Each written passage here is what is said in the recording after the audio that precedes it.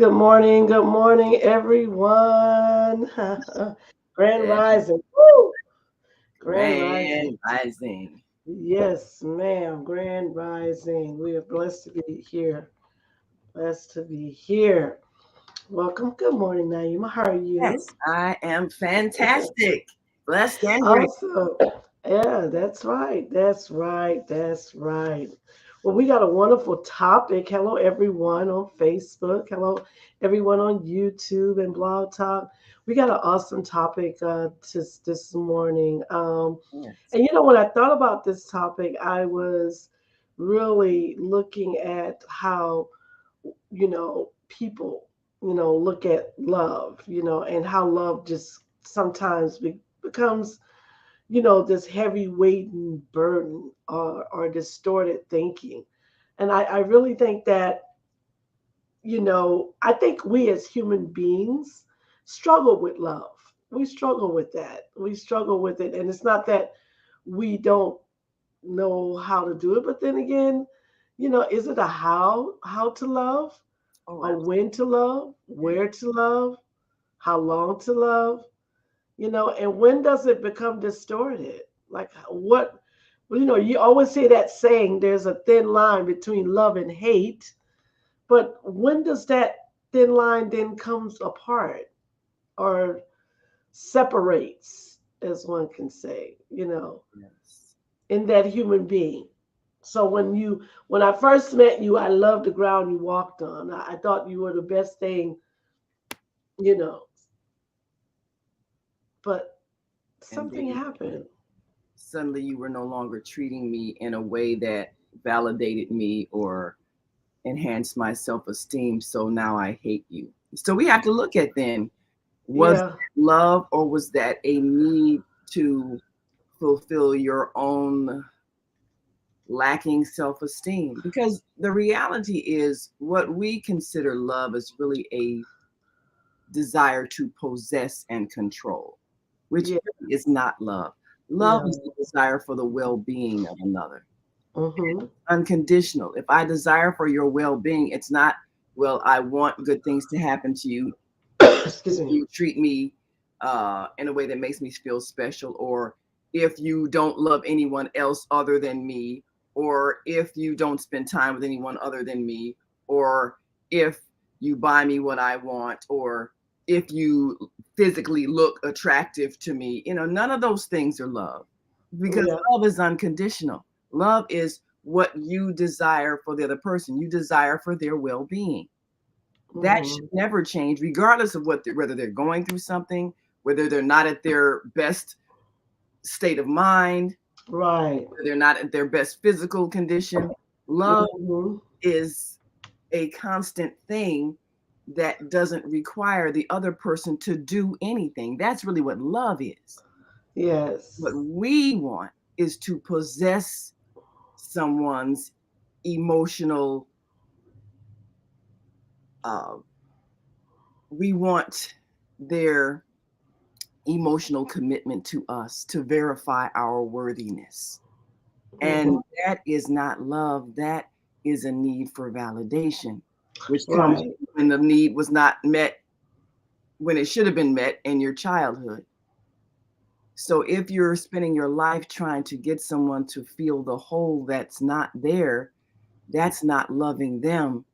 That's trying to love yourself through them. Yes. Yes. And so I want to go through the stages of love, okay? And I think this is extremely important for us to understand the stages, because some people feel when I first meet someone, oh wow, we had so much chemistry. I just admire you. I adore you. I immediately fall head over heels for you. Okay, that was not love. Mm, No, that was not love. We go from admiration, we even become beguiled. We yeah. even come, what's that other A word? I'm trying to remember.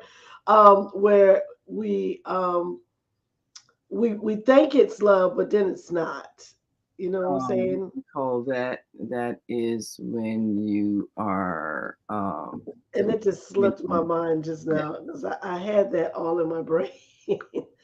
But it's when it's almost like again you're beguiled. Beguiled means We that love. you No. Yes. yeah that you are just taken in by their Mm-hmm. presence, by their words, their actions, and you then find yourself at a position where you're just listening to every word that they're saying and find everything you know you find everything good, loving.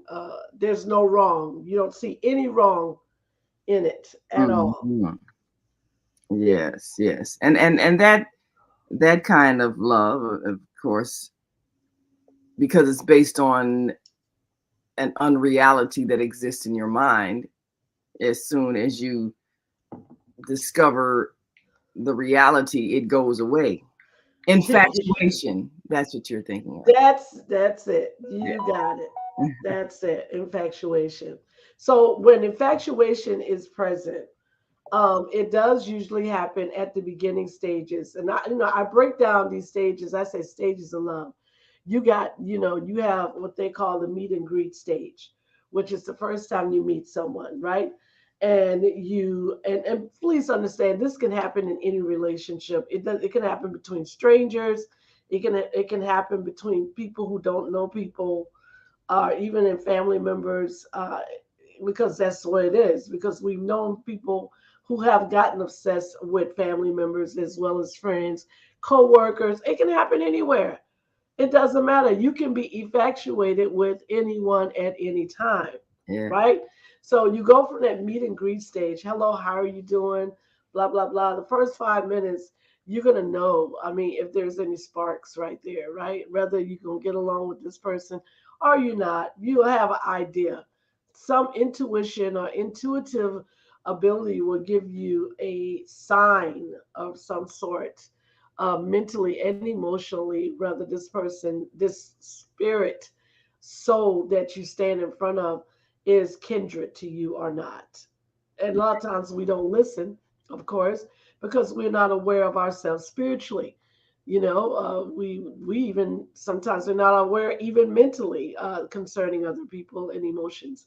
So we go from the meet and greet stage to what I call a honeymoon stage. Mm, Honeymoon stage is within the first 3 months of that relationship. The first 3 months is also going to give you signs, yeah. symptomatic behaviors, actions, thoughts, feelings of who this person is in your life. Yeah. Now, again, you can't prejudge or assume. If you look at the truth and let the truth tell you the truth, then you'll understand the reality that you're going to be spending with this person, whether it's 2 days to 16, whatever, 25 years. It's up to you. What you're going to do with this presence, with this being that's in your world, right? Okay. So we go from the honeymoon stage to, I call it the presumptuous stage. So we're past the 3 months. Now we're going into 6 months of this relationship. Now, the thing about this is, Naima, within the first, from the meet and greet in the presumption stage, most people already have signs whether this person is going to be the person that they want to be around.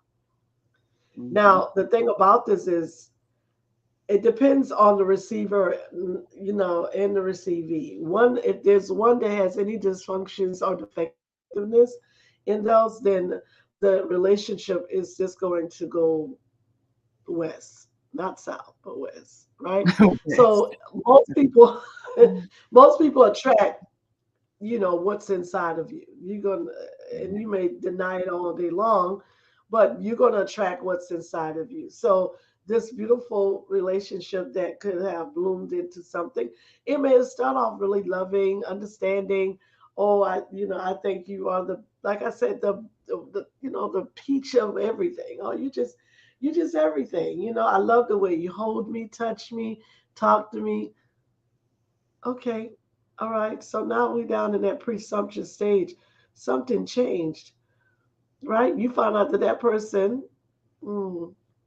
May not been telling you the whole truth, nothing but the truth will help you souls and die. Okay, Well, so it, they were not perfect. They didn't have they did not meet your idea of perfection. You just no, other traits that they had that you found unpleasant. So that's the real test. If this is love, then you can accept them for all that they are.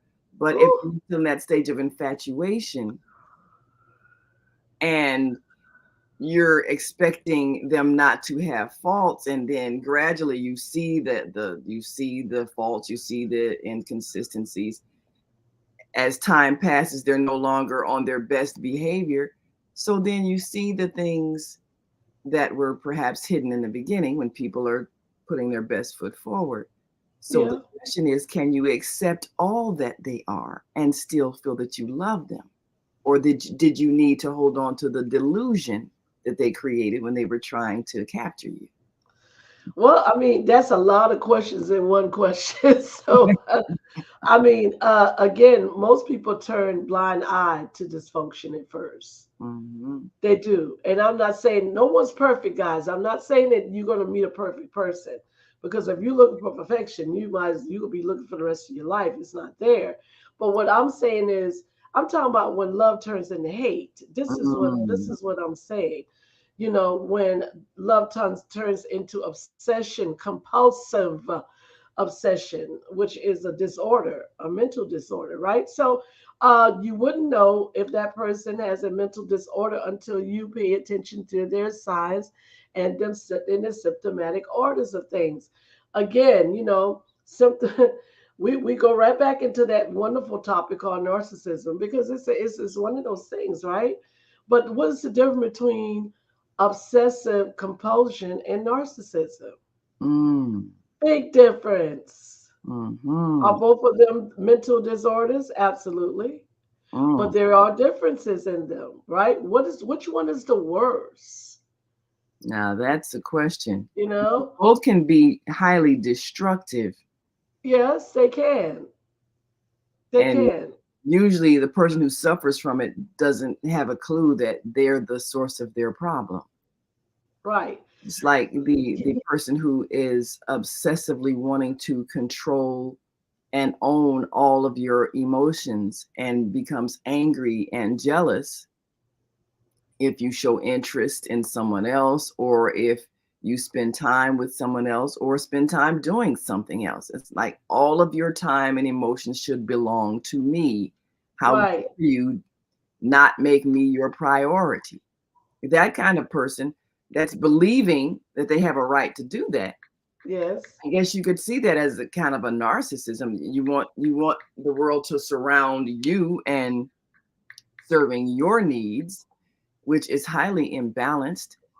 And yet it has been acceptable behavior when people consider themselves in love. Well, if you love me, Yes. you would do this. If you love me, you would do that. And we get taught that in our culture, that a person who loves you is going to do what you want them to do and is going to make you their top priority in life. And as women, we get taught that our self worth is based on whether or not we can make someone do this for us. You know, I can make him put me first in his life. I can make him not have any feelings for anyone else. I can make him spend money on me. And that proves my self worth as a woman. Well, if we had that kind of conditioning, then we don't see when our behavior becomes obsessive, possessive, jealous, and and ultimately when we don't get our way, we're like a 2-year-old throwing a tantrum. And Right. that so-called love turns into hate. How dare you not treat me the way I want to be treated? I'll make you pay for this, and I'm going to hurt you now because you disappointed me. Right, right. So I wanted to kind of put the differences out there between narcissism and OCD because obsessive compulsive disorder is the narcissist should well what they are they're prideful. Okay, they believe that they have the ability to you know control a person's life. And the OCD person or the obsessive compulsive person, when it comes to relationships, they have low self esteem. They have Mm, low self esteem, and they play the dramatized role of, oh, you don't love me, you know, you don't love me because I'm not good enough. You don't love me because I'm not making you happy. Okay, and that's which is an emotional manipulation. But the narcissist says, no, you're going to love me. You don't have a choice but to you love me. It's not he's not playing on your emotions. He or she just is telling you this is what I expect you to do, and that's it. You know what I'm saying? It's not because I think you should or whatever. So those are the differences. I want you to know the differences, right? So if yeah. you have anyone that's in your life or any that has these traits, please know the difference between those so that you will know you're like, okay, so who am I dealing with here? Who is this person that always feels that I'm not loving them, and even though I'm trying to love them with some type of love that I think will satisfy them, but they're not satisfied. It's like the more I give them, the more they want. Mm, Okay, that's the obsessive person right there. Narcissism is like, okay, I got you under control. Okay, I'm good. They don't push you to the next limit. They just want to control you. mm, Obsession disorder is like they are obsessed. mm. They never ever get enough of you. And you got to keep giving, giving, giving, and keep pouring out, more and more and more. And it seems like, again, it's never enough. It's always that same, you know, okay, so what am I doing wrong? What am I doing wrong here? What's happening? So, You can know? a person then? I have a question. I just in thinking of some relationships that I've observed where it seems like a person was conditioned to end up in that kind of relationship. Now, this is a common thing, and I don't know if anybody has Okay. experienced this or been a part of this. A Let's say a woman is a single mother and she raises a son, and uh, because she doesn't have a man in her life, she kind of makes that son be the one that she wants to dote on her. And as a devoted son, he does what she tells him to, and because she's a mother, she has a certain psychological control over him, and so he learns to try to always please her, and learns that if he doesn't do what she wants, she reprimands him and belittles him in such a way that makes him feel bad. So he's kind of been conditioned to be in that type of a controlling relationship Mm-hmm. with a woman, and he doesn't see when it's imbalanced. And she, of course, doesn't see that she has put him in a position of compensating for her absence of a life partner. And so neither party sees that this love relationship is really based on control and compliance. I'm going to control you and make you comply so that you feel worthy, and I can do that because I have the psychological hold on you as your mother. I've seen a lot of Mm. that. Yeah, And that's in families. Mm-hmm. yes, so men who come from that kind of relationship with their mothers, I see them often ending up with the same type of woman. And even sometimes there's a battle between the wife and the mother, because now the mother doesn't want to give up that position of possessing all of her son's love, and Yeah. she doesn't want her son to now love another woman, which he should, because that's the relationship he should have. So you have a man whose perhaps image of what love is distorted and confusing, Mm-hmm. because he just knows that he's supposed to do what the woman that he loves says and give her all his attention and love no one but her. But if he's kind of been conditioned with that type of possessiveness, he may not be able to discern when someone's demand is unreasonable. Exactly. And the thing about this is he would find himself, living for his mother and not for his own life, Right. unfortunately. And that came from the mom being codependent on him as a child. Yes. Yeah. And so that codependency grew up in the relationship with both of them. And because the mother, I don't know if she had an issue with the father, because a lot of times that's how it happens. She has an issue with the father, so she becomes the what they call the authoritative in that relationship, Hmm. and she starts making decisions without the balance of her husband and for the child, and then that's when it continues to keep going on and on.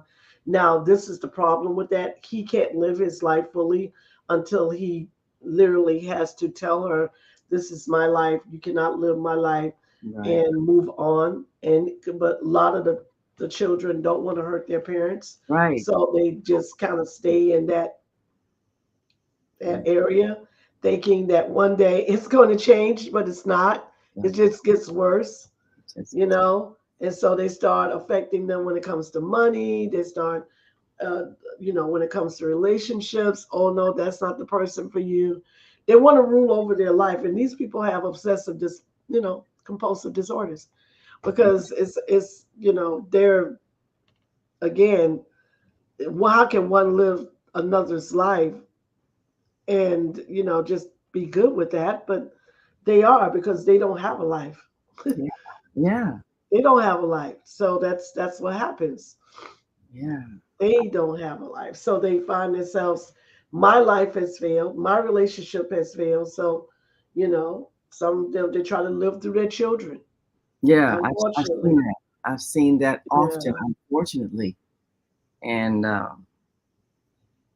if you don't have a way to gauge whether or not you have uh, developed that kind of possessive, controlling relationship with your children, not allowing them to break away and live their own lives. And you Hmm. might be thinking, oh well, he's a good boy. He takes care of his mother. Oh, that's so wonderful. But what do you do if he tries to develop a relationship with another woman and develop a romantic relationship?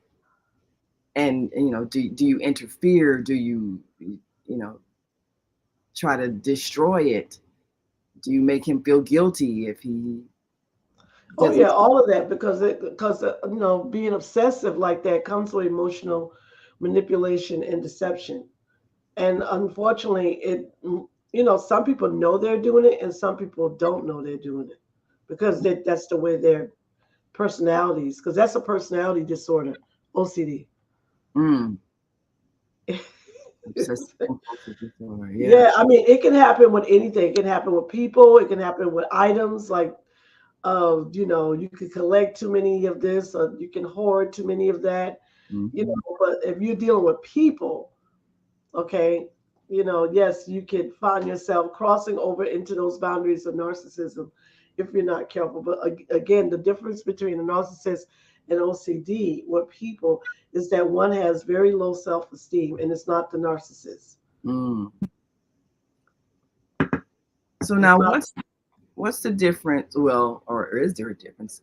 Let's say you have a person who is uh, desiring the love of many, and perhaps they see it as being a free spirit, and so they are partially committed to several, but not really committed to anyone. And the idea is, I want the freedom to love anyone. Mhm. Is that a perhaps fear of emotional closeness because none of the relationships are actually committed in the sense of we're building toward a future? And so they're maybe on the and that they never, in other words, they never get out of that adolescent dating stage. Mm-hmm. So they have people in their life, but they're not ever building toward family or permanency. And and that can be both male and female. I've seen both. Uh, and maybe they had one relationship that was very deep, very emotionally bonding, and it broke apart or whatever. And from that point, emotionally, they have never wanted to bond with someone again because they fear the pain of loss. And so their relationships remain on a shallow level as a result of fear of love. Have you ever seen that? And is there a Mm-hmm. name for that? Yeah, one that does not want to commit. They don't want the responsibility of a relationship, so it's easy for them. And of course, they also have a control issue. You know Mm, what I'm saying? Because think about it. If I say all I want to is just have people in my life to do what I want them to do, that means I'm making a decision to not obligate myself to anyone. I don't want the responsibility of being a permanent fixture in anyone's life. I just want what I want, and that's it from whoever I want it from. mm, And like you say, it could be an immaturity in that, but then there's a lot of people that way, and they figure this is how I can control my life. I got a friend like that, by the way. mm, He's a male friend, and it's his, the way I met him was, I was dating him, but at the same token, I knew he wasn't ready for commitment. He mm. wasn't. He just, at the time, this was years ago, of course, and then we just remained friends because I knew, I said, well, this is nothing else I can, expect from you because this is what you've been doing for a long, long Yeah, time, yeah. what I'm saying? And, he clearly told me, he said, this is my way of protecting myself. Mm, He said, I tried love long time ago when I was much younger, but it didn't work out. And ever since then, I just rather just stay by myself. And of course, he had mommy issues. yeah.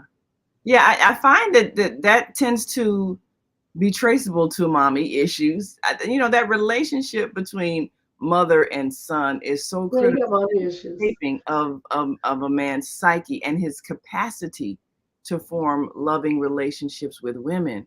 When Yeah, that mother son relationship is not quite right, yeah. it just translates into what he becomes, his self-esteem, the way he can relate to women, doesn't whether or not he can relate to women, whether or not he even enjoys being a man. I mean, I have just seen the gamut of how that relationship between a mother and son affects the development of a man and his self-esteem and his capacity to love, just like the father-daughter relationship. That Hmm. opposite sex parent relationship is so crucial in our ability to develop healthy love relationships.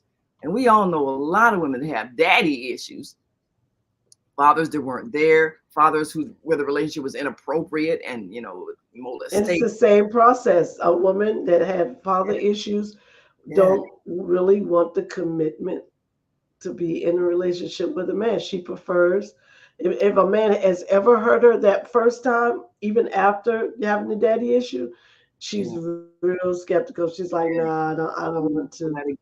Yeah, Yeah. and it's hard for her to find a compatible mate Yes. with that because, again, she is very careful about putting herself in it. And she might have been beguiled more than once. You know what I'm saying? She might have been in, I call fling relationships. They last a little while, then they die. They last a little while, but there's no strong bond Yeah. there. Yes. So that she goes from one another to another to another. And some people will call it promiscuous, in it all. But again, there's no strong bond because real she really is looking for is that father figure. Yeah. She's looking for that father figure who's going to be there and say, "Hey, what do you need? I'm going to give you what you want, and I'm not going to ask you for nothing. I'm just going to love you for who you are." That's what she's looking for, and Right. and that may not be the case with the men that's in her life because they want something from her. Right. So Right. then she's like, Well, that's all you want. That's all you want is sex. That's all you want is this. So, I can't give you that part of me. You see what I'm saying? I may have, but I'm not going to continue to do that because I realize that you don't have my best interests at heart. Yeah. Then she goes right back into the cycles again. Yes. Yeah. Yes. Well, we got to take a break. Oh, yeah.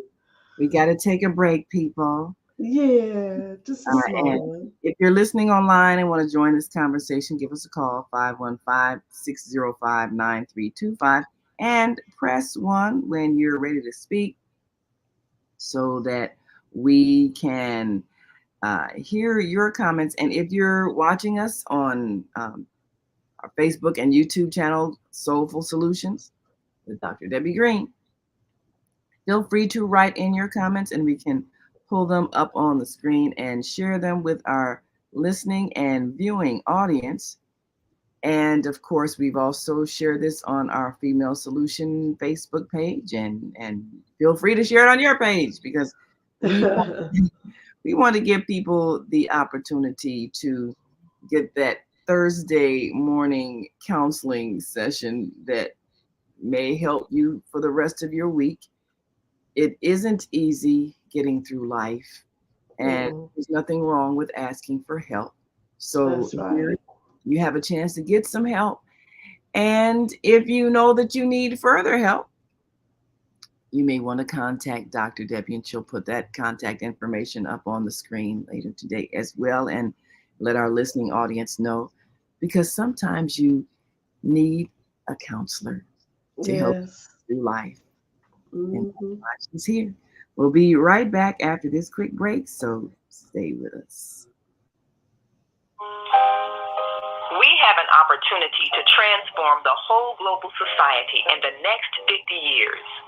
50 years from now, Earth will be populated by a new generation of adults, many of whom are yet unborn. Our mission is to nurture and childhood with love, guidance, and protection, and to raise them in healthy, happy families. If we impart values of compassion, generosity, and respect for fellow human beings in the next generation of children, they will create a world where people can live together in peace.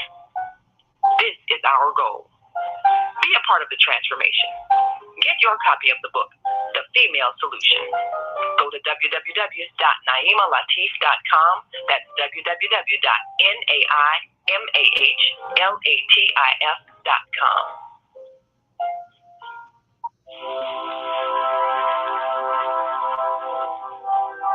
Do you want to live in a world without war? Join our global peace movement. Heavenly calls the world peace restoration of light, transcend culture, religion, ideology, and other boundaries to achieve peaceful harmony in the global society. HWPL is committed to bringing world peace and cessation of war through peaceful dialogue between religious groups. I am Director Shin-Suk Kim of the HWPL Chicago branch of North America. Join us for our next gathering. Call 773-580-1501 and be a part of the movement for world peace. Email us at chicagohwpl@gmail.com.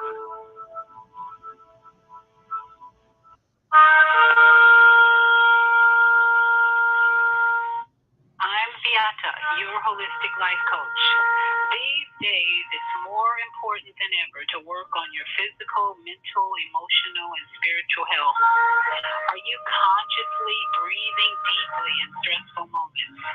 Do you have a plan or daily routine to maintain balance in your awesome body? Are you struggling to be disciplined in your eating habits? When you partner with me, I'll help you develop a personalized health plan that works for your particular lifestyle. You can find out more about me at yourholisticlifecoach.com, where you can also review my 3-step protocol to guide you to abundant health. That's yourholisticlifecoach.com, and I'm Beata.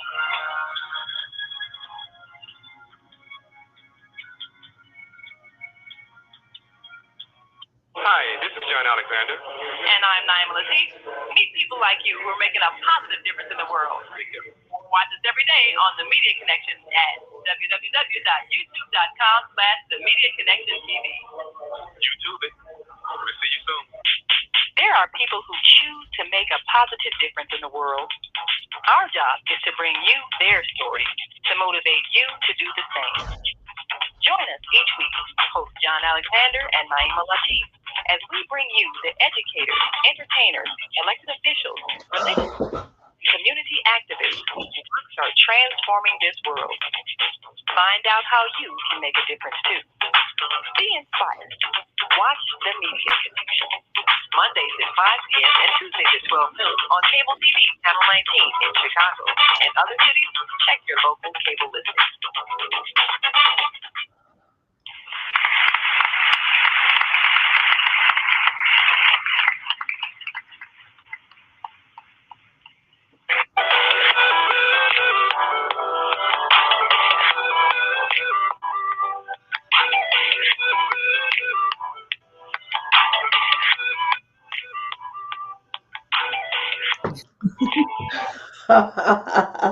Welcome back to Soulful Solutions. My name is Dr. Debbie Green with my wonderful co-host Naima Latif, our executive producer of the Female Solution. And for those who are just joining us, we are talking about today what happens when love turns into hate, the eighth deadly sin. That's what I call that. Said it's when the I loves you becomes the I hate yous. You know what I'm saying? I mean, what transforms, Yeah. and from admiration to till I can't stand to watch you eat. It is amazing. It is truly amazing how the human psyche changes from one situation to another. Just because of, like I said, so many different experiences that we have through life, and how those experiences turns just not so much turns into, but causes us to not see life for what it is.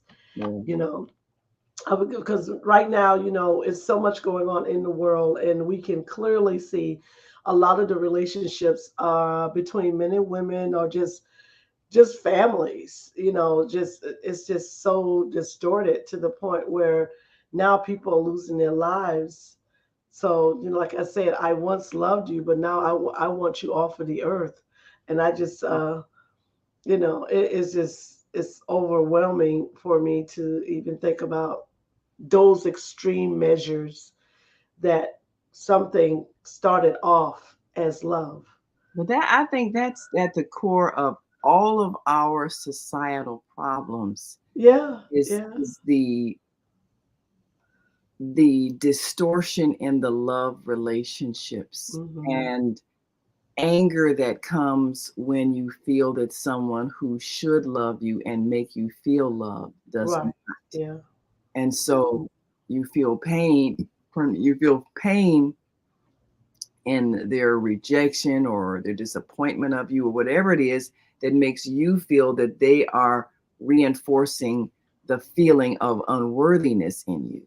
Yeah. So you're angry that they made you feel unlovable, and therefore you want to cause them the pain that they caused you. And that's why we're seeing these extremes in behavior where people are hurting the people who should be someone that they love and who loves them. Hmm. Children hurting parents, parents hurting children, spouses hurting each other, siblings hurting each other. And you wonder what happened that the love turned to hate. But what it actually turned into is the anger at being made to feel unloved. Yeah. And Yeah. that's what people respond to when someone, now this was mind blowing, but back in the day, if a man caught his wife having sex with another man and he shot them both, often the juries, which at that time were all male, would consider it, justifiable homicide. You had a right to kill them because, she violated you. Well, how is that? That really you didn't. It was her body. If she decided that she didn't want to be faithful or monogamous with you, that's her right. You don't have a right to kill her. But the thinking was, if a woman does this to a man, she deserves to die. That was the thought. Mm-hmm. We've evolved out of that thinking now, but the behavior is still the same. Even though a jury might not acquit you of murder today, people will still feel justified if someone whose body they wanted to possess exclusively chose to share their body with someone else, Mm-hmm. then they deserve to die. Now, why is that? Why are we believing that if someone chooses to share their body that belongs to them with someone other than us, they have violated us in some way? Now, if there was an agreement that you were going to be exclusive, okay, they violated the agreement. Fine, the agreement's over. Then we will simply redefine our relationship. It is not monogamous. It is not committed. It is not exclusive. Fine, you go your way, do whatever you want to do. Mm-hmm. Why should you deserve to die for doing that? How has what you chose to do with your body harming me? That's the question that we have to ask ourselves when we look at cases like that, where someone says, well, I killed him because he cheated. I killed her because she cheated. How did she cheat you when her body belonged to her? Your body belongs to you. They might have disappointed you because they were not truthful or not exclusive to what you had agreed to. But how do they deserve to die because they made a personal choice? And how is that changing the reality of who you are and your identity? How is that making you less of a person? Unless it does That, in your own mind. well, it is because it's an act of betrayal, and usually betrayal is one of those situations where people really feel abandoned, they feel rejected, they feel taken advantage of. And here comes anger that turns into vengeance, that turns into resentment, that turns into hate, and that hate turns into rage. So everything you just said, that's what happens with that, because no one stops to think, why am I allowing this person the permission to, inside to cause an internal conflict? Yeah, And and again, we are too close, so nobody can't make anyone do anything. Let's just get right, that out of the way. right. You So what too. I'm saying, that's what we think in our mind. You made me do this because you did this to me. Mm-hmm. No, no, that was your actions. So if someone hurts you, or you say they hurt you because of their actions, then you want to rebuttal, right? So you're no longer negotiating anymore. It's no talk therapy. It's no talk. Let's not talk it out. No, I want you to feel physically the pain that I feel emotionally and mentally behind what you did. I want you to feel physically. Yeah, so that's when it turns emo- into what you're talking about. When Yes. people wanting to start physically inflicting pain, Yeah. because that's what happens in the human psyche, Naima. The pain that we feel emotionally and mentally, we then want to inflict physically because we don't have, like, when I say we, which means those individuals don't have that moment of logical thought, like, what should I do in a situation like this? Because I found and it's a good chance they've been in that situation more than one time. So now the mountain is meet the molehill. So now, oh, so this is all they think of me. Every time I'm in a relationship, this is what they do to me. Now it goes from the victim mentality to a distorted love pattern to a hate relationship. You see what I'm saying? So now I hate you. I hate you. And you may not know that I hate you until you do something, until the other person does something to then determine and confirm that hate. And then that's when it pushes that person into a rage. But again, it's not the other person's that doesn't, it's not their issue. It's the person that is the receiver's issue. Believe it or not. So Dr. Dev, are you saying it's all right for other people to go around hurting each other? No, that's not what I'm saying. What I'm saying is, what do you consider pain? You Mm. got to know what pain is and what to do about pain. that you are feeling in a relationship, not so much to inflict it upon another human being, because that's what people do. They feel pain and they want other people to feel it, so they inflict it on other people by words, by actions, by behavior. Yes. That's Yes. what they do. I don't want to be in misery. Don't like to be alone. No, misery wants company, honey. It wants company, and it wanted any way it can get it. It can get it from a total stranger. You have some people have displaced anger. I don't know if you ever heard that before, where I'm angry at something else or someone else, and that person's right around me. So I end up spurting out my anger on them, and they have not done anything to Mm. me. Yeah, We call it displaced anger. That's what I, it is. I had a recent conversation with an associate who suspected uh, the man in her life. They're not married, but they've been dating a long time, and what she felt like was an exclusive relationship. And then she found out he was seeing another woman, and she was talking about how she was going to go and break out the windows in his car. And I was Jasmine, so I break the windows out the car. Oh, yeah. trying to figure Stop it. number one, that is vandalism. You could go to jail. But also, why would you want to destroy his property? Because he, of his own free will, is choosing to spend time with another female. If that is the choice he made, then you are free to choose to spend time with another male. That simply means your relationship is no longer exclusive. Why are you believing you had exclusive rights to his emotions and his time? And even if you were married and you discovered that he was having a relationship outside of your marriage, you still would not have the legal right to break the windows out of his car. It's still vandalism. So, I was trying to help my friend dissect the emotions that she felt. Of course, she was not rational. She, like you said, I want to cause him pain because he has caused me emotional pain. So it's going to Mhm, hurt him to see how I have destroyed this car that he loves. mhm. So, how do people get to the point of rationality when they get to that kind of emotion where they feel that someone else whom they loved or they considered it love is expressing interest in someone else, and they are feeling that that is a betrayal of them, and therefore that person should be punished?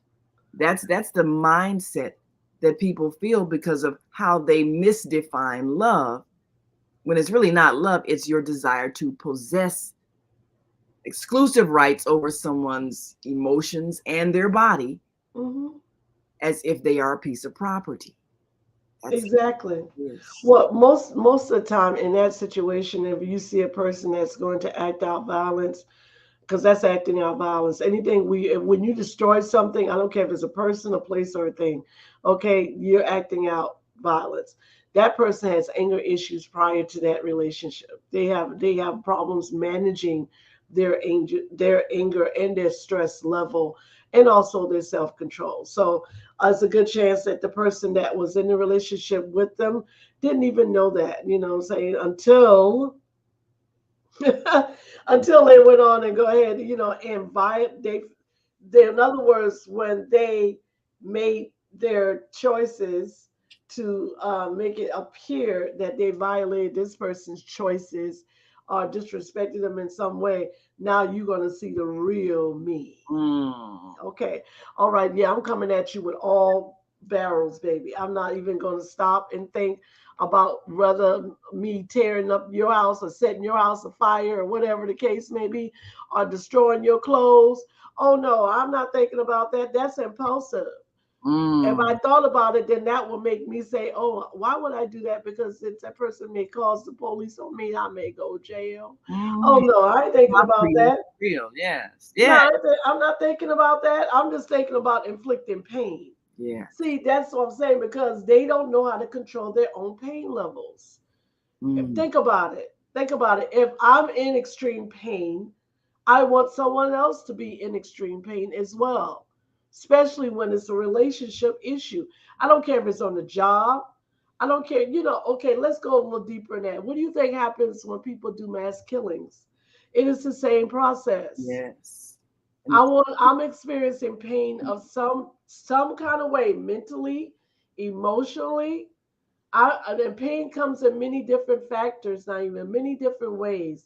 It could come through betrayal, resentment, hate, rage, feeling abandoned, feeling separated, feeling somebody lose, belittled. right. Someone I lose can a go job. on, right, of those Mhm. areas, but that is mental pain to some people, right? Right. Which then turns into emotional pain.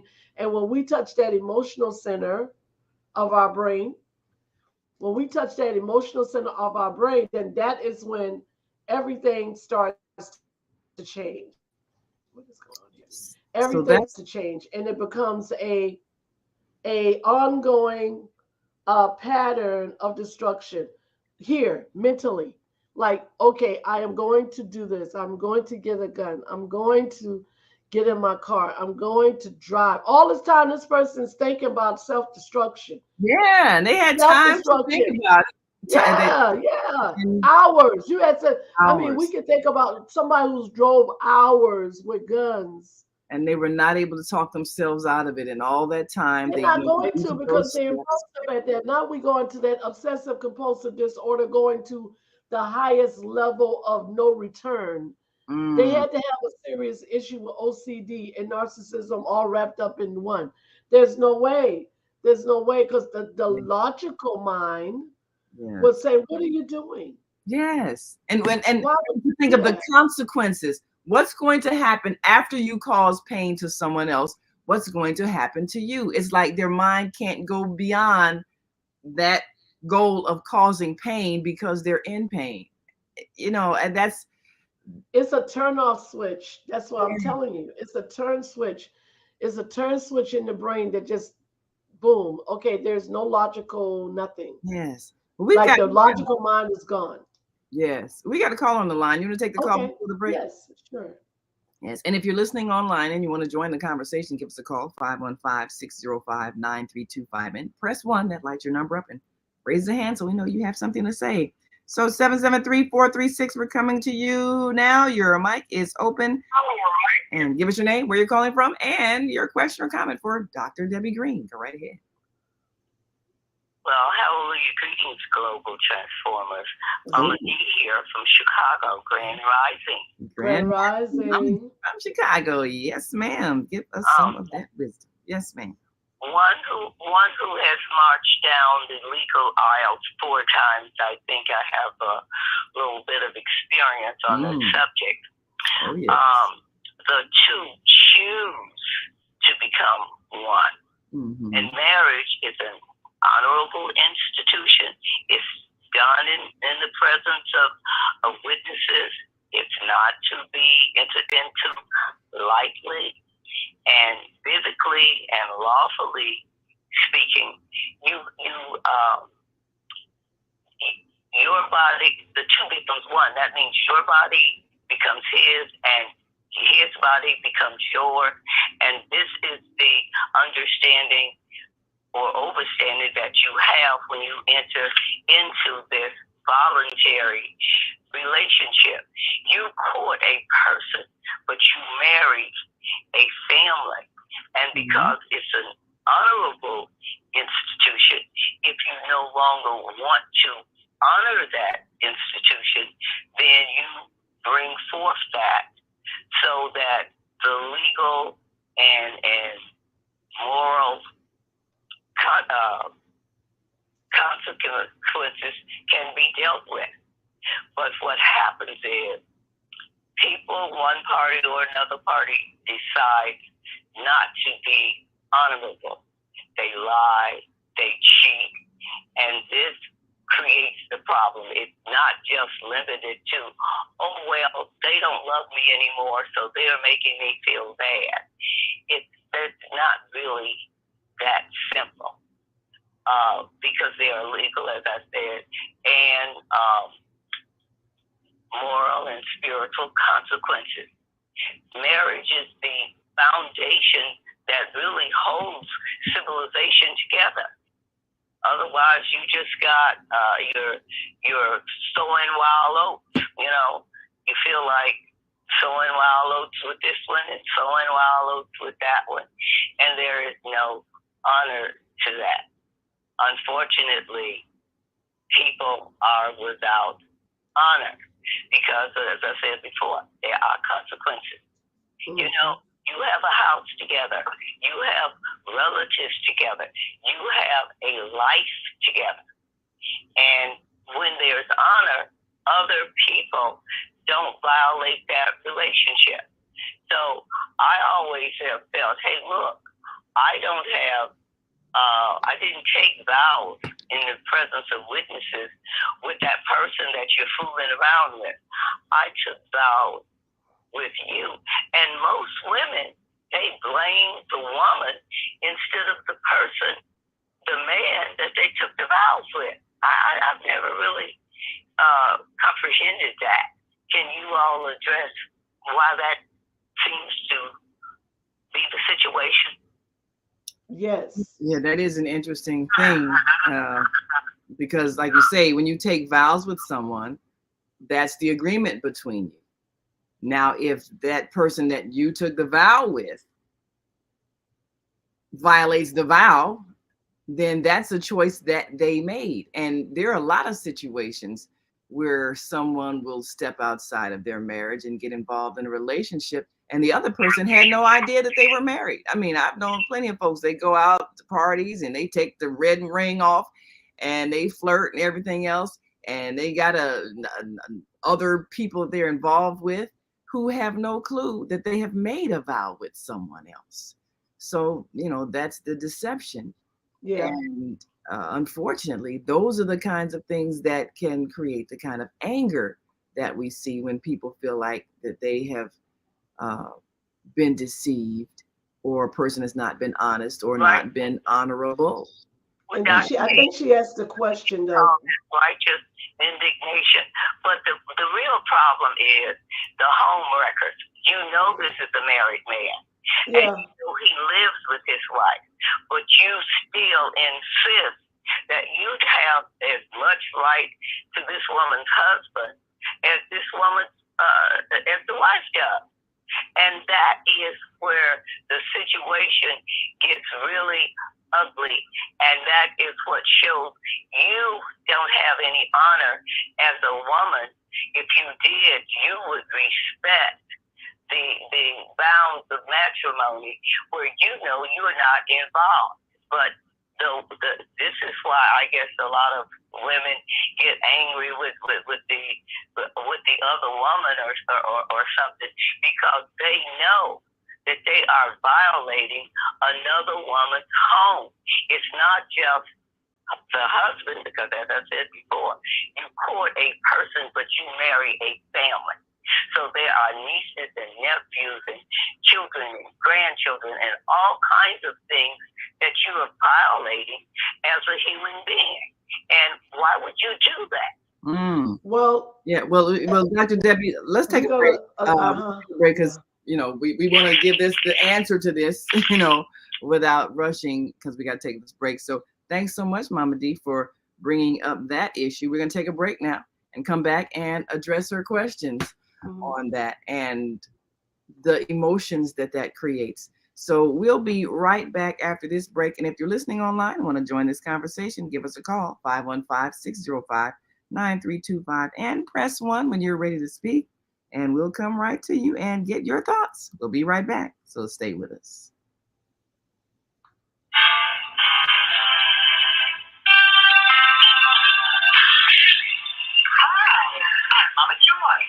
And I'm Reverend Rosemary. Join us every second Saturday of the month, 12 noon to 2 p.m.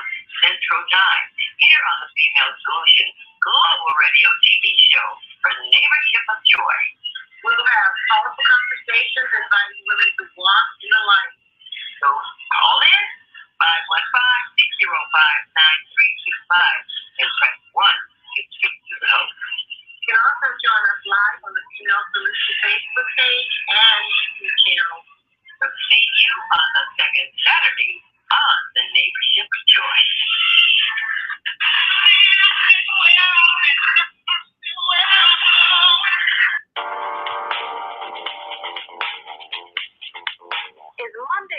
a struggle to get out of bed into the swing of things? Well, don't worry, you are not alone.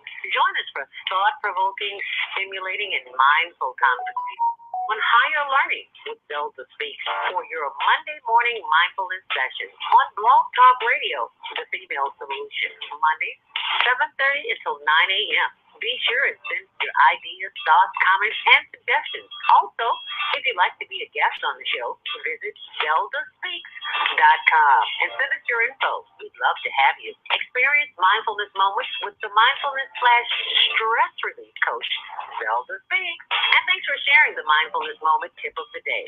Stay on purpose, stay empowered, and stay tuned to your next session of mindfulness on higher learning with Zelda Speaks. Make it a mindful day. And thanks for listening.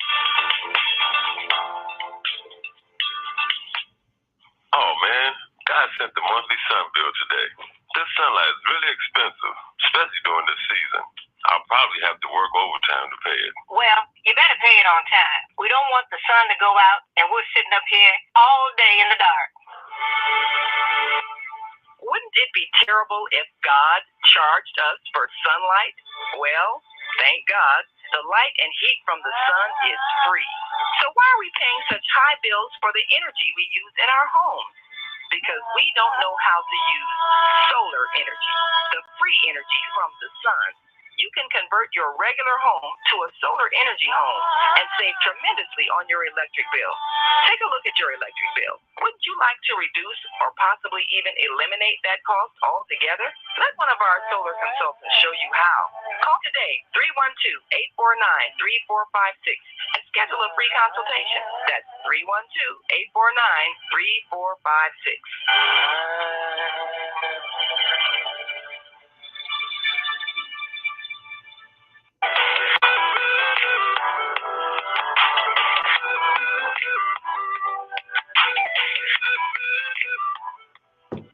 All right.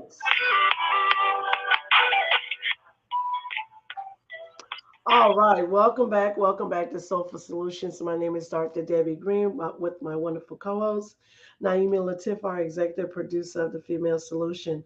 So I just wanted really to respond to Mama D's. I want to actually say a few things about that. And the first thing I want to start off with is the perpetrator. You got two individuals here, okay? You got the perpetrator and you got the perpetratee, okay? These are two human beings, all right? But they have different interests and different functions in a relationship. So, which means the perpetrator has to actually go outside of the marriage, okay? Yes, marriage is a very sacred thing. It does come with family orientated obligations to God. Period. That's what the law stands for. But again, we can go all the way back to Adam and Eve. Adam and Eve was in what they call a common law marriage, which is, it wasn't back where it had a writ of paper, but it was looked at as a divine unity. A divine unity. So what happened in the Garden of Eden? Okay, here comes the old serpent that beguiled, Eve, right? So, but guess what? Adam was given the law, was he not? Eve was not given the law. Okay, so Adam knew right then what not to do, but he did it anyway, didn't he? So, in other words, he did not look at that temptation as temptation. He looked at it as, oh, here, take some of this. Try this and see if this is something you like. Now that temptation goes far beyond just a do and a don't. Now it's in a pleasure zone. Okay. Deadly sin, absolutely. When love becomes hate, what is the difference? There isn't any. So now the perpetrator has made a decision, a choice to hurt the one he loves. That's what he did, okay? That's what happened. He hurt the one he loves. So with going outside of the marriage, we can blame the other woman all day long, but who started it first? The law was given to Adam. You see what I'm saying?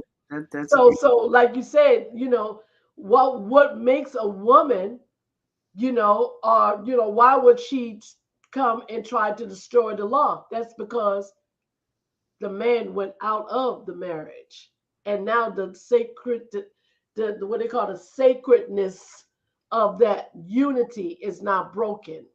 It's broken. So now all hell breaks loose. Let me keep it real with you, okay? All hell breaks loose. Anything can flow in and out because he broke the law. No one forced him. No one held a gun to his head. He broke the law. He should have thought about his family. He should have thought about his grandchildren and his children. Why did he not think about that? What happened? I'm just saying. And I mean, this is just a perception of the truth. And see, a lot of times we want to blame the other party, right? Now, yes, why she should have said, oh, no, I'm not going to be involved with a married man. That's what she should have said, but that's the rationale and the right thing to do. But here comes the married man who stepped out of the law. Mm. You see? You know, I want to address a thought. Mama D mentioned about families, which is the foundation of that marital relationship. The whole idea of providing a loving foundation for your family, for your children, and the two people who commit to that. And I've been sharing information, a few shows back from the book Conversations with God by Neil Donald Walsh, where the discussion is on highly evolved societies and how they address love. Because love is a binding force for your family and your community. And when your relationships are based on love and commitment to family, then there is a healthy society that's based on that. But when love is distorted and misunderstood, then it ends up being things that lead to anger and vengeance, which is not love. So the question becomes, if you had a loving relationship with someone and you chose to build that tie of marriage and create family together where your family becomes his family becomes your family. You have all these people who are tied together. And that's what builds the community. So now this person steps outside of the marriage and has a relationship with someone else. What is our response? Now, we know historically when women have done it, they have actually killed them. And you still have places in the world where so-called honor killings. Oh, she had a relationship with someone other than the one that she was married to or was supposed to marry. So we, the family, we're going to uphold the family honor and kill her. That's insane. But in the minds of the people who feel like there was a betrayal, they feel it was justified. Now, when men do it, no one kills them, but often the decision will be made, well, you stepped outside the marriage, so therefore we're not going to give you access to your children anymore. We're going to cause you pain and punish you for having done this by denying you the love of your children, the access of your children. And I know many couples who've broken up where they're going through this. Now, who is that hurting? Well, it hurts the children. It hurts the other relatives who weren't involved in that conflict or that breach of commitment between the couple. And yet they're expected to sever ties, sever the love relationship because that person has broken their agreement with the one person that was supposed to bond the whole family.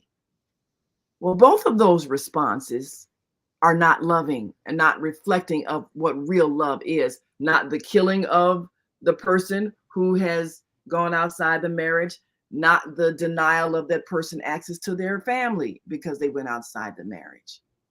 In higher evolved societies, it is understood that love is given of your own free will. It is not to be controlled or punished if it expands beyond what was agreed upon as an exclusive agreement. If you are no longer going to adhere to an agreement to be exclusive, fine, we dissolve that agreement. That is simply not something we are honoring. I don't need to cause you pain. I don't need to cause you death. I don't need to force you to sever your ties with others who love you and whom you love, whom we are tied to through our marriage. I don't need to cause you pain because you, of your own free will, have decided you no longer want this to be an exclusive relationship. That is higher evolved spiritual thought, so that you are not causing pain in the name of love. That behavior is unloving. Killing the woman who got pregnant outside the marriage, there's nothing loving about that. Okay. Making the man not be able to see his children anymore because he had an affair with another woman, that's not loving. So when we understand on a higher spiritual level of what love is, our responses to someone's non-compliance with an agreement that they made to be exclusive will not be a hateful response, because it will not be a hateful response or one of anger or vengeance, because love can still exist. We simply no longer have that agreement of exclusivity. Right. And that is someone broke of their own free will. So do we need to be hateful toward them? Do we need to be hateful toward the person that they got involved with? Do we need to have them killed? Do we need to do any of those things? No. We simply need to understand that emotionally, they are no longer able to be in this exclusive relationship that they agreed to. And we can release them and let it go, but allow them to still be the family member to all the other people, that because that's an emotional tie that they had. So if our brother was their brother-in-law and they used to hang out together, we can't say, well, you can't hang out with my brother anymore, you're not my husband anymore. Or their sister was our sister-in-law and our friend, and we used to go shopping. Well, y'all don't want to see you no more because your brother cheated on me. No, the relationship that we built a family should remain, whatever emotional tie they had, even if there's not a legal tie anymore, because love is something that is not confined, or not something that should be used or weaponized. And that's how we have to evolve to a higher spiritual level.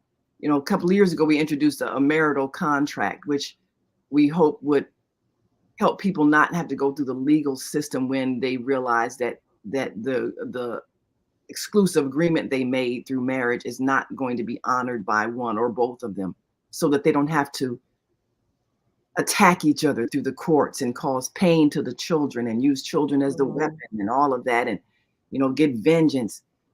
We have to evolve to a higher spiritual level so that love can be given freely. And when there is an agreement to be exclusive, we honor that. All right. So honor it, then we release yes. that person without vengeance.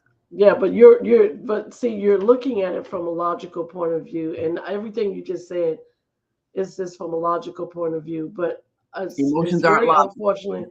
No, emotions are not logical. No, ma'am. They're Yes. not. So that's the challenge that we have. Emotions Yeah. are not logical. No, they're not. People No, because become, when people feel pain, and they they want some type of retribution. mm. When they feel pain, they want retribution and they want answers. They're looking for solutions when they feel pain. And pain So now comes I from, got a as I question. said, hold on one second, because I think you really went off deep in with that. And I got to make this point. Yeah. So, Like so what, high revolved thinking is different. It's different. yeah, it is. It is because a logical thinking, will give a logical answer, but Mm. emotional thoughts and thinking, because the one can think emotional, will also give another answer. So, Mm.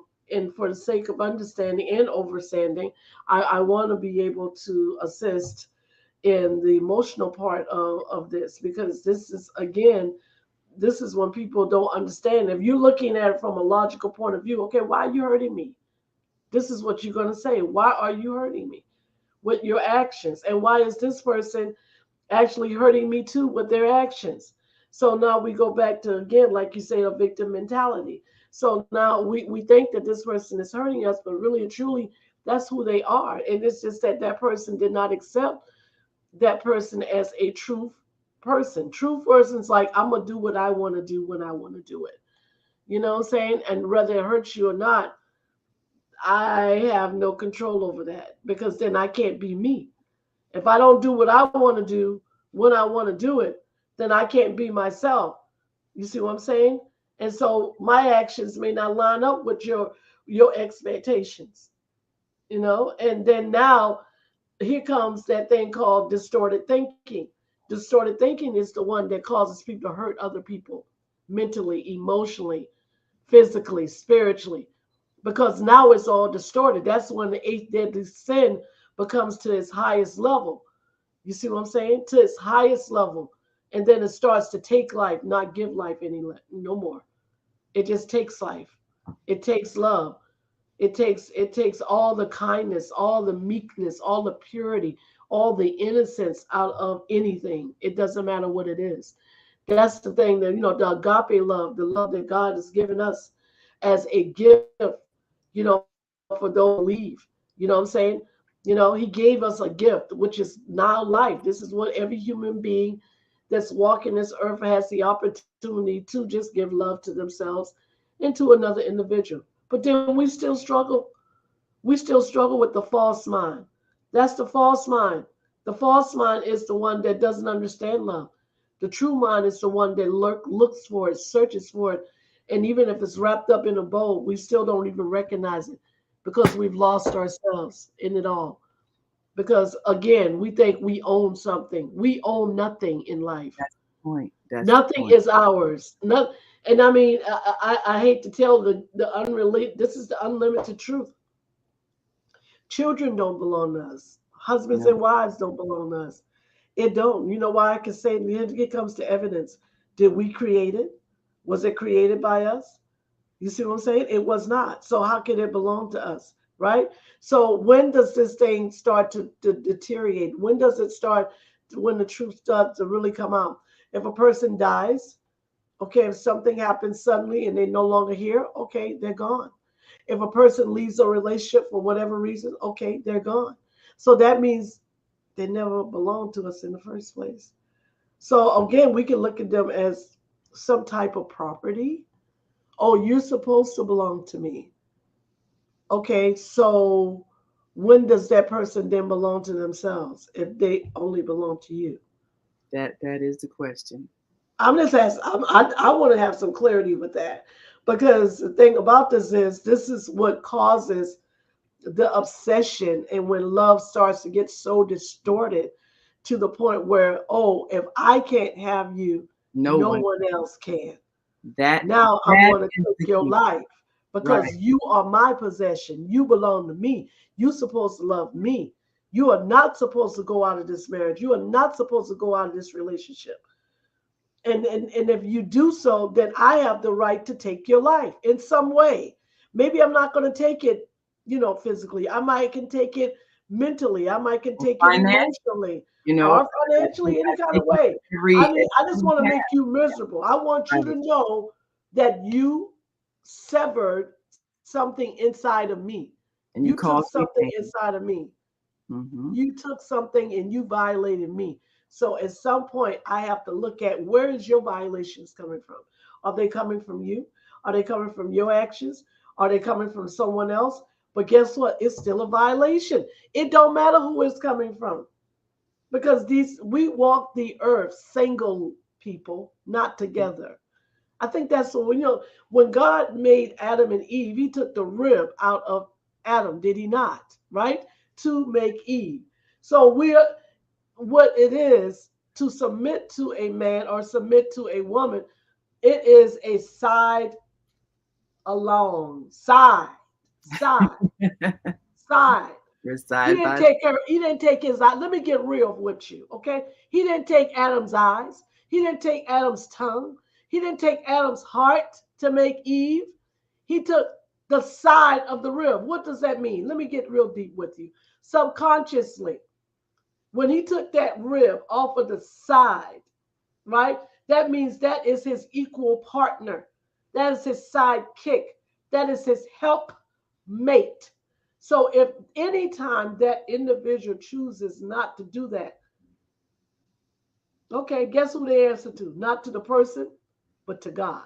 Well, that's their free will choice. I mean, we come I'm here just with saying, free it's a will. reality. So it's too many. You got billions of people. You know, this is why I tell clients and patients that's in broken relationship that lead to really horrific divorces, where people are hurt and the children are torn to pieces. I Yes. tell them, I said, there's billions of people on this earth. So you let me understand this. You're gonna let one person cause you to totally break down in your mind and your heart and your soul to destroy your life. One person gonna have that much power over you. One. I said, no way.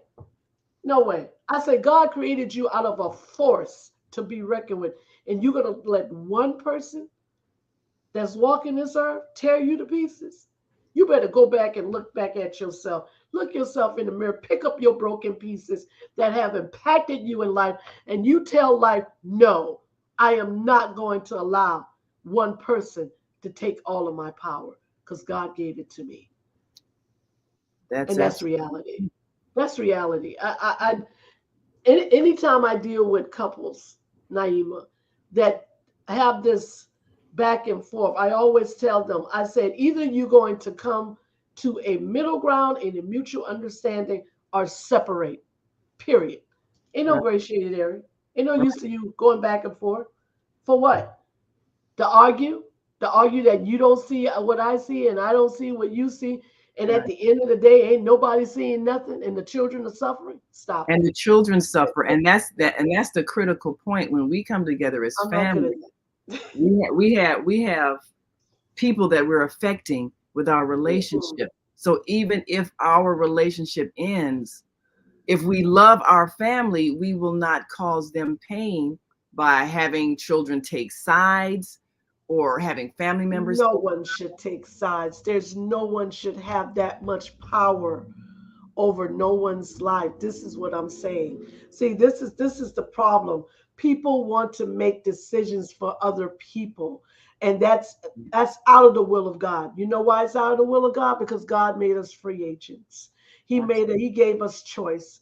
And if we choose to do something, then whoever's doing it, you deal with the consequences that's coming. So they're going to deal with if they choose something that's irresponsible, if they choose something that is causing another person to be in pain for whatever reason, they have to deal with the consequence, the situation, the repercussion, and the circumstances. Mm, Trust me, karma is coming. always. You But every broke the law. That's the law. The law is broken. When a law is broken in the universe, we have 12 governing universal laws that God has put here. we When definitely you get break a it. law, karma is coming. Don't think it's going to last for a long. No, no, no, no. It's coming, but trust me. And when it gets there, it is going to be a force to be reckoned with. And that's why we always want to get vengeful. You ain't got to be vengeful because the universal laws that God has put in place will have its revenge. God said that. He said the battle is not yours, it's the Lord's. All right. So think about that. Why am I battling? Why am I struggling when trying to get this person to understand that your actions broke something inside of this bond that we have, whether it's mother between father, whether it's sister between brother, whether it's husband between wife. It doesn't matter what type of relationship it is. When the universal laws are broken, you get ready. All you got to do is stand back. Mm.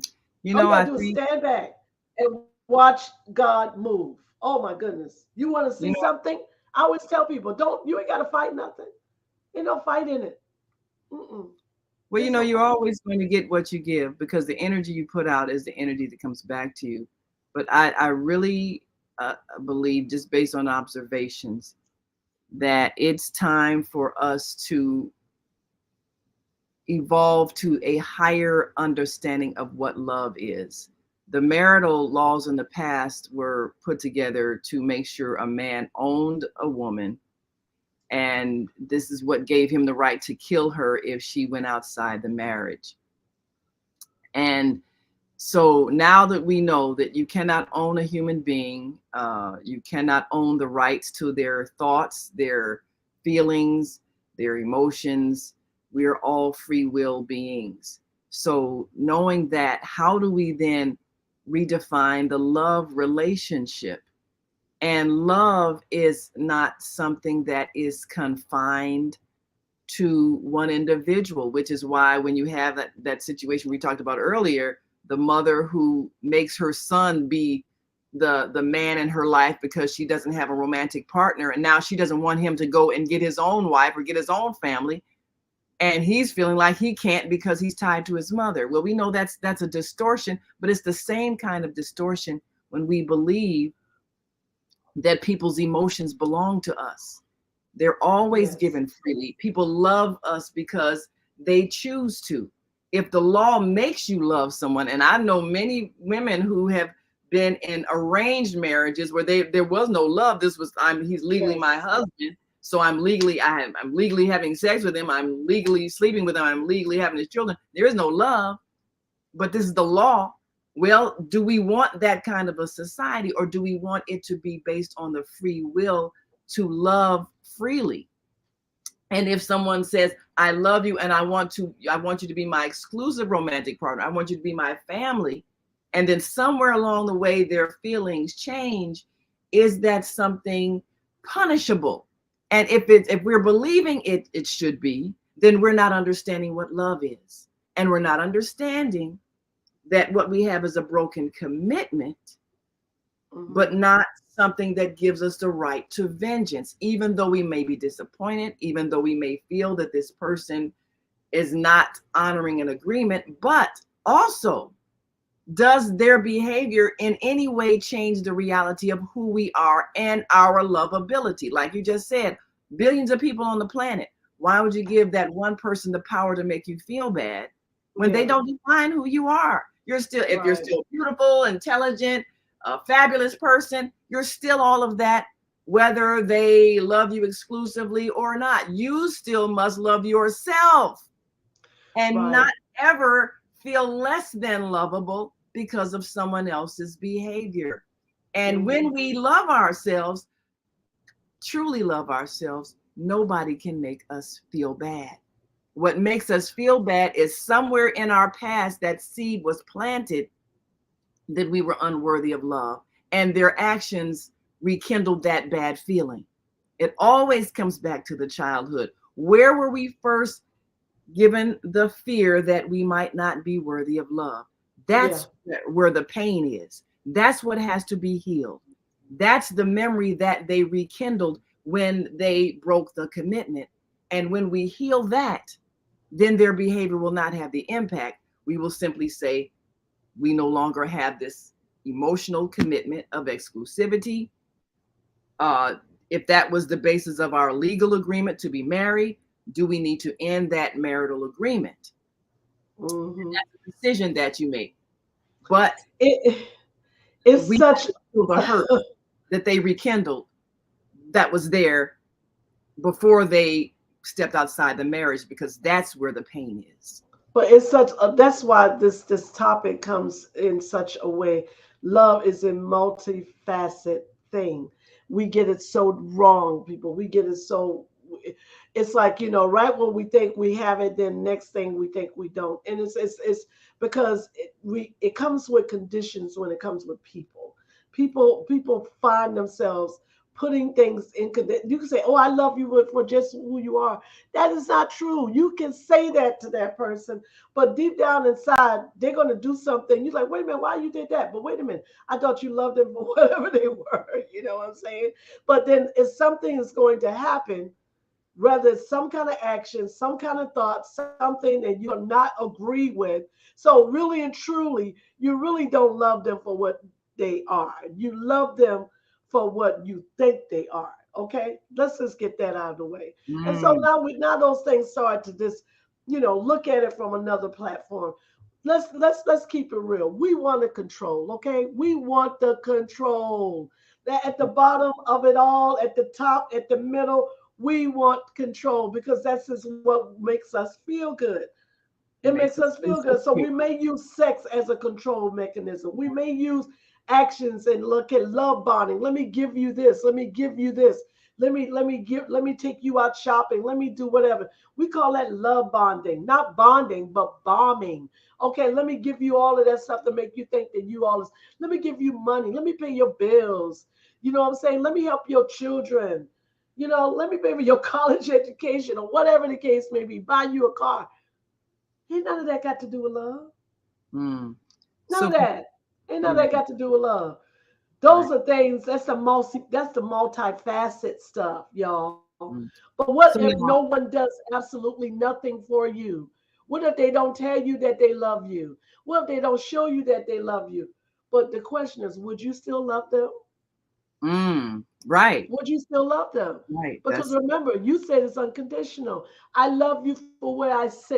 You ain't Uh, got to tell me. You ain't got to give me nothing. I'm loving you not upon expectations, but I'm loving you because I say I love you, not for what you do for me, not for what you say, not for what you even are. I just love you just because. mm, Yeah, yeah, y'all tell me where that at. Tell me where that at, and I'll be quiet. absolutely. Yes. Well, we gotta take Oh a my break. goodness. We gotta take a break, and we got another caller on the line. So we're gonna go to the next caller after the break. And if you're listening online, want to join this conversation, give us a call, 515 Don't leave. I'm about to make a powerful point. Stay 925. on, And we stay on, stay on. we had a couple of comments too that we want to share with our listening audience who didn't see it on Yes. screen. So we'll be right back after this quick break, and we want you to stick and Quick break. stay. Don't stray away. We're talking about love today. And is there such thing as loving too much? Do we really know what love is? We'll be right back after this quick break. So stay with us. What if you could live to be 120 years old and remain active, healthy, alert, and vibrant? Our bodies are made up of cells that are constantly rejuvenating. So if we take proper care of ourselves, we can literally defy aging. Join us every Tuesday from 7 a.m. to 9 a.m. Central Standard Time to learn about self-care from Tucson Essentials on the Female Solution Blog Talk Radio Show. Learn how to help your body and your cells feel rejuvenated each day through proper nutrition, sleep, frequency medicine, and many unconventional methods of self-care. I'm Jody Susan. Join me and my amazing guests by calling in at 515-605-9325 and press 1 to speak. We'll help you achieve a breakthrough in your health today.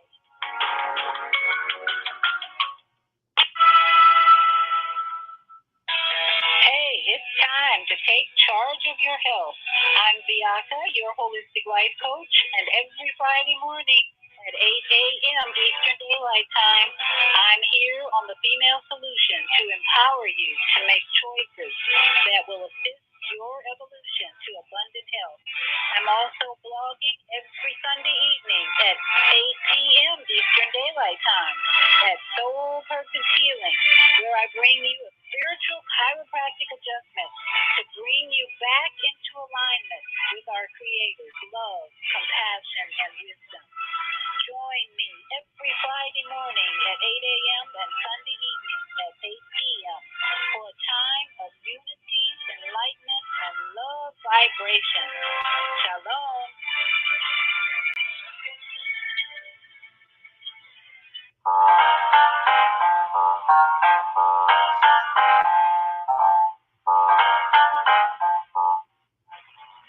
Have you ever dreamed of going to exotic places, meeting fascinating people, enjoying uplifting music, and spending nights in a luxurious hotel?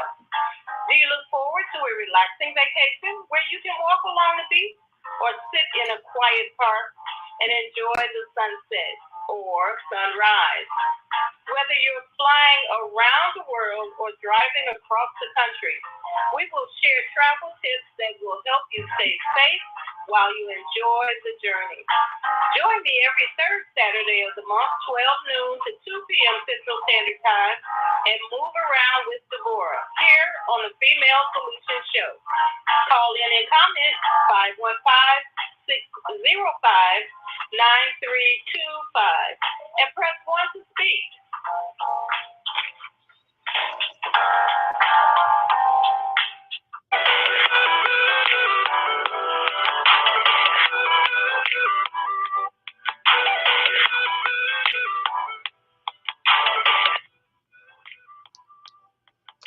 All right. So we can go ahead. If you have a caller, take the caller, please. Yes. All righty. So then we're going to mention everything on the line. All right. Area code 773-450. Your mic is open. Give us your question or comment for Dr. Debbie Green. Go right ahead. Hallelujah, greetings, grand rising, and good morning to all people out there. Yes, grand rising. Love is a very interesting topic. Yes, because love is the greatest gift that you can have. I've been fortunate. I was married twice. And marriage is instinctive, I was married twice. First to a woman that was younger than me for over 7 years. To this day, when I see her, we always touch because we have such love. It's beyond anything you think of. That's what love is. Because sometimes in life you evolve. As people you evolve. And she was younger than me. She needed more experiences that I could offer her. She had to go out beyond it. And guess what? I opened the window and let her fly like a bird. Why would I hold her back? If she needs more experience, to love her means to sacrifice her in that respect. To love her enough to do that. But I'm probably unusual anyway because my first girlfriend I was 19, she was 31. Wow. So to this day, we have a bond because she respected me and made me as a young man learn about life and things and how you're supposed to do things. Some women will let a man move in and bring his clothes, he has to be able to stand on his own. I respected her since she allowed me to not make that move in, and she made me respect myself. But moving forward, I just celebrated 36 years of being married to a woman that was older than me. We will describe, when we were on Oprah Winfrey show, Oprah described us as being like the words in the music, like a perfect melody. And that's what we are. But that's instinctive. That's spiritual. When you choose to follow your course or your purpose in life, you're bonded by the Most High. A lot of people think that creatures are supposed to follow other creatures, but what about if creatures follow the Creator that created them and try to impress Him and audition for the Creator, Most High Yah, instead of us auditioning for each other who can't even keep each other's breath going? You should start that. We have to rise up. And here's the interesting thing about love and romance. We were working on a program, and I was supposed to do a host for a program called Finding Romance, right? The program, once I did the research, became a poetic romance. What you see they market as romance isn't romance at all. If you sit and listen to the music today, a lot of it is skewed towards too much sexuality. When we were growing up, we had music going like, I want to just carry her book. I mean, you don't even hold her hand or get a kiss. You just want to be standing, walking with her. Whatever happened to that? Why does everything have to turn into a booty call? What happened? Definitely a difference between marketing, love from the heart. Mind to think that. Listen to today's music versus music that used to say, I want to marry you, take you home. Yeah. Introduction to parents. I'm a man. I respect a woman's mother almost more than her. If it wasn't for that mother, she would not even be existing. So I always make sure to embrace the mother. The mother bared that. It doesn't matter what her station in life. Okay. You love a woman, you love her mother just as well. So with that whole thing coming full cycle, what happens, I think, for our people is this. We have to learn to live blended. Suppose what people call broken families, where somebody got involved and they split up, but they got children. What if they stopped it and the people got together and did the trying as a conversation? Had anybody ever tried that? So that the children are not dysfunctional. The family can be larger. Maybe if there's somebody in another family, then maybe they need that brother or that sister or that cousin or that niece or that nephew. What I'm trying to say is we're too bothered. We're we, us, and our existence. As long as we separate ourselves, we create problems for other people. If we make indiscretions, we still have to live as a family. Okay, we got to run that conversation. Well, you made a point that I think that we need to address, and I thank you for making that comment, because the question is, if someone does in fact say go outside the marriage, say they get someone else pregnant, so do you scorn that other child? Do you scorn that other woman, or do you treat them with love? And now that is, again, higher consciousness, higher evolved societies. Can we do that, or do we act with vengeance? And that's where we're at the crossroads now. Are we able to think differently about love and reflect, like you said, the love of the Creator, which is unconditional, not vengeful, not punitive, but inclusive and free? Can we do that, or do we believe we exclusively possess the rights to someone else's emotions, and we punish them if they express love to someone else, and we punish any children that they had that we didn't want them to have? Or are we able to love all? Are we able to do that? That's the question. Okay. And make some comments right here for the book. Susan Parker on Facebook, thank you for joining us today, said, if you love yourself, you are supposed to attract how you love you, which is very, very true. And also our Monday's host, Zelda, Queen Zelda said, Grand Rising, beautiful Queen teachers. Yes, love is an inside job. Teach. Absolutely. And then we also had another comment earlier in the show. Vieta, which is our Friday's host, sang Miley Cyrus' song, I Can Love Me Better Than You Can. Unconditional love for self, key to health and peace, FLY. First, love yourself. I think actually a wonderful topics discussion. I just want to make one more comment here.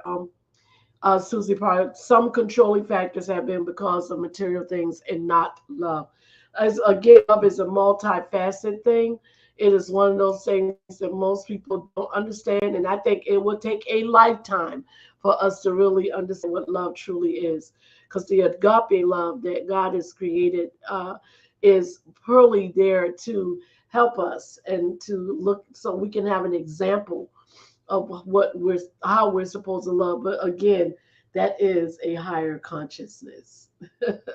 So it takes that time. So did we have any more callers? So that was all the callers that we had. Wow. Let's see. Anybody else on the switchboard that has something to say? Press one now. While you got, okay, we do have another caller. 312-671. Go ahead with your question for Dr. Debbie Green. Shalom. We don't die, we multiply. Black power, black is beautiful. As you two twin sisters are in real. Over 23. God is love, and God is love. And, this is Minister Plump, Robert Floyd Plump from Chicago. Run by this kind of group. God is love. God is healing. Healing who? You. The most important person it is when you discover who you are. And you are a superstar. God is mind and body and soul and spirit. And God is free and unconditional and agape love. And we sum it all up with Plump. Peace, love, unity, marketing people. You do that very well, Minister Plump. And you know, and in the minutes we have left, Minister Plump, I want to let Dr. Debbie Green address something that you just said, because we talked about agape love, and agape love is unconditional love, acceptance of a person for who they are, allowance of them to be who they are, and allowing them to love who they desire to love. Are we able to evolve to that level of agape love for each other, even in romantic love situations? That's the challenge, because in our romantic situations, we're feeling that a person must love us exclusively.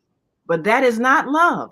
Love expands to everyone. That is God's love. Are we able to allow someone who loves us to love someone else and not punish them for that? That's the higher level that we must strive for, because that is what will heal us from all of this anger and vengeance when an exclusive commitment is broken. And when that commitment is broken, or if a person is feeling that they desire to love someone else other than the person that they agreed to be romantically involved with exclusively, do we have the means where they may be honest and say, I am feeling that I'm ready to step outside of this exclusive relationship, and I want to be honest with you, rather than violate a trust that you have? And can we discuss, my feelings have evolved to another level or evolved towards someone else. I still love you. That's the thing. We feel like you can't love me and love someone else. I want your exclusive love. I want to own your love. That's the obsession you're talking about. And when we as a human family can evolve in our understanding of love to reach that level of agape love that the Creator has for us, then our relationships will not cause pain, because we'll understand that you cannot own someone's emotions, but you can allow them to love, and you can still love, even as they love others, and so do you. Yeah, that's the bottom line. Yeah. It is often very difficult to examine love when it comes to another human being. Again, we struggle to really understand the various situations, circumstances, consequences, repercussions of what is considered love. Again, it was given to us. Our mother first loved us at some given point, even if it turned out to be an adoption, even if she gave us away, she had to love us enough to let us go, right? But then Yeah. we get, again, it goes into so many stipulations. It's so many stipulations. So for the sake of understanding, and let me just put it in this right here. When is love, do not expect anything in return. Okay. Mm. So if you're giving love, if you look for something in return, then it's not love, it's conditional, right? Mm-hmm. And it doesn't matter if you're in a relationship, or whatever the case means. And love comes in many different things, all right? You should know your love language, because love has a language. And there's Mm-hmm. also a book by that, the five love languages. Go read that book, find out what your love language is. That way you will know what to expect out of your relationships. It doesn't matter if it's between a man or a woman, a mother and a daughter. It doesn't matter. It's just that you need to know what your love language is. So if Yeah. you're not getting that from some other human being, then you will know why. It's not that, don't you will not find it a violation. Okay, very important factor. We feel violated when our love language is not present and Yes. not given back to us. We feel violated. So Yeah. acts of service, what I'm saying, quality time, Mm-hmm. affirmation. You got to know what your love language is. And you should find if you're single, find a compatible mate that understands that love language, that has the Absolutely. same type of love language. Because Yeah. if they have opposite love languages, you will get opposite things, and you may not get fulfilled emotionally by this human being. Right. Even in a marriage, it doesn't matter if you were in a marriage for whatever many years. you should still understand your love language and Yes. theirs, And and there's and theirs. You have to understand both, because if you say you are one person, then that means that both of you should accommodate each other based upon love language. right. Okay, Right. And so and and it gives and takes. It yeah, gives and takes. absolutely. And if a person does something from their heart, maybe that's their love language. And you know, even if it's not something that you would have recognized, that's what they do from their heart. So honor it and receive it and be grateful for it, even if it's different than what the society says. You know, if society says, you know, somebody's supposed to bring you flowers and candy, or you know, take you to an expensive restaurant. Well, maybe that's not what they do, but maybe what they do is fix your car when it's broken, and for them Yeah. that's showing love. You know, Hmm. so honor them for their love language. You know, maybe their love language is to come over and wash your windows. You know, that's their love language. That they did it from their heart. So understand what Right. they're telling you. I mean, two different relationships I had. One man, his love language is to fix me a delicious meal. The other man's love language was to buy me a piece of equipment. You know, but I understood they had different love languages. It was expressing the same thing. So Yeah. honor Yeah. them for what they're expressing because it came from their heart, even if it's not your same love language. Understand theirs. Yeah. And stay in gratitude and be Right. appreciative for whatever small or large, you know, examples of love. And when you do that, you will find yourself not expecting much out of other people that they may not be, willing to give or may not understand how to give. And people love it within their capacities to love. Some people love 100%. Some people don't know how to love no more than 50. Okay, who are you involved with? Okay, check their love levels. There's Mhm. such things as levels of love.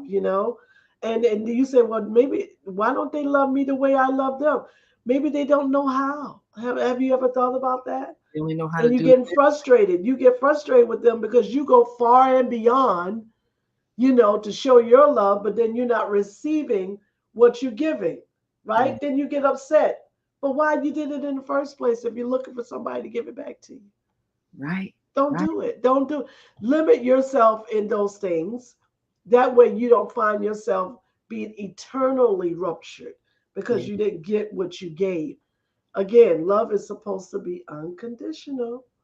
That's Yes. what's supposed to be, Um, right? That's all we're supposed to love unconditionally, right?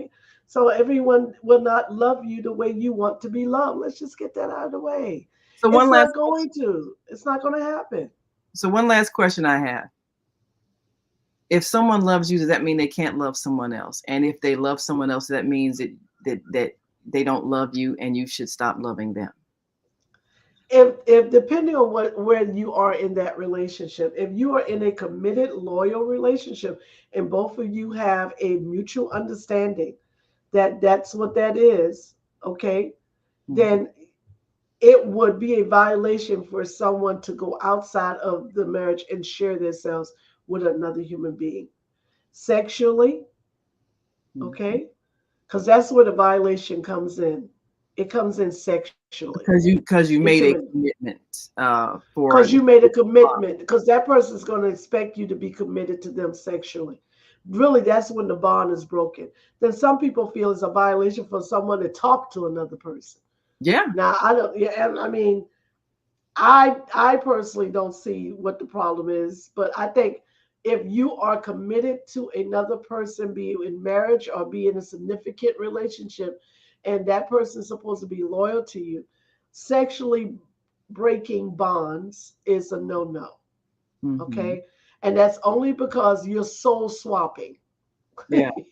That's Yeah. a whole nother show. Maybe I need to understand, That's a help you whole understand. nother show. Yeah, Yes. you're soul swapping. So when you soul swap, which is that if you got multiple lovers, okay, you're going to expect things to happen in your life, okay? Because a whole lot of stuff is going to come in because you're sharing yourself with other people, and now it's causing a violation in the marriage, violation in the relationship.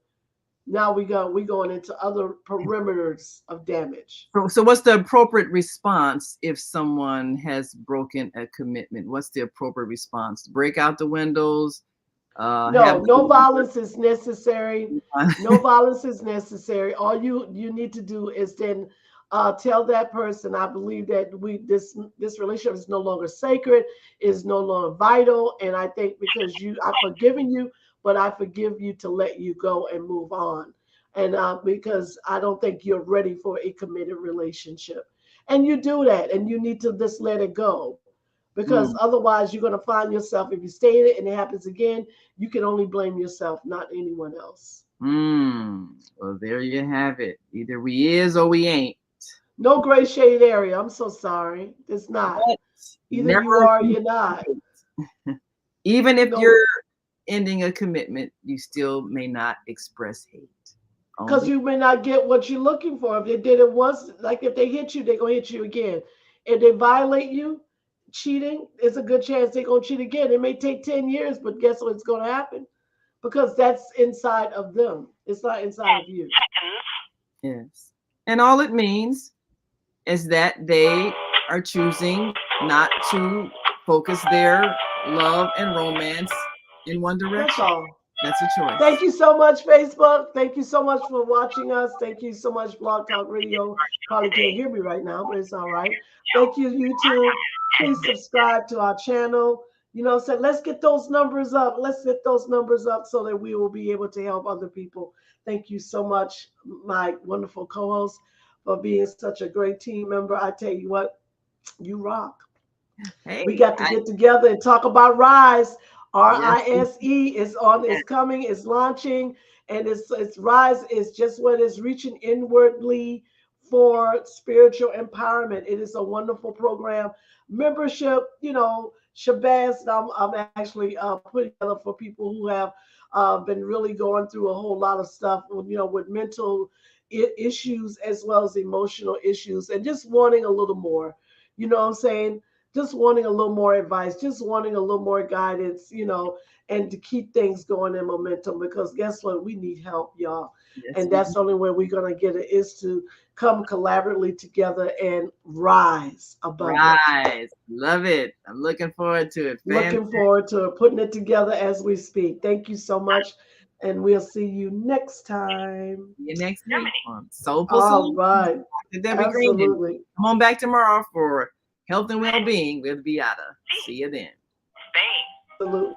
Asia. Italy.